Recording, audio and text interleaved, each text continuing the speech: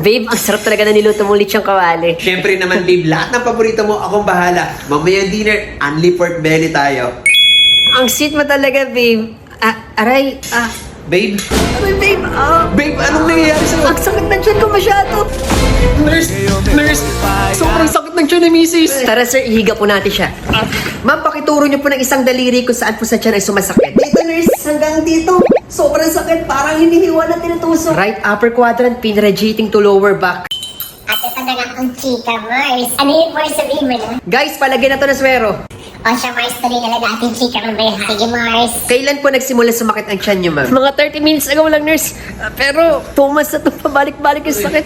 Kadalasan, pagkatapos kumain, sabay, nagsusuka na rin ako ngayon. Okay po, inform ko lang po si Doc ha. Doc, may pasyente tayo, 45-year-old female complaining of right upper quadrant pain radiating to lower back. Nasa 10 Doc yung pain scale niya, naglagay na rin po kami ng swero. Mukhang gallstone yan. Mag-prepare ka na ng pain reliever, magpagawa ka na rin ng laboratory at ipa-ultrasound mo na rin yung tiyan. Papunta na ako. Okay, Doc, noted po.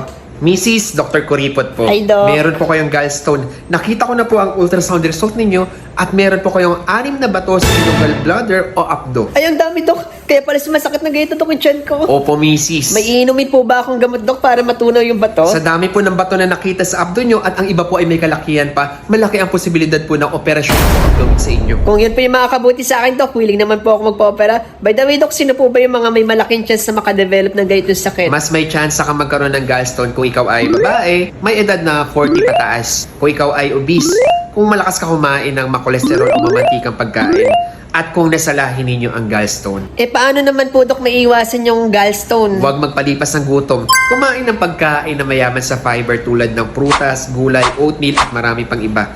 Limitahan ang matatamis, makolesterol at mamantikang pagkain. Mag-ehersisyo at panatilihin ang tamang timbang. Doc, salamat po.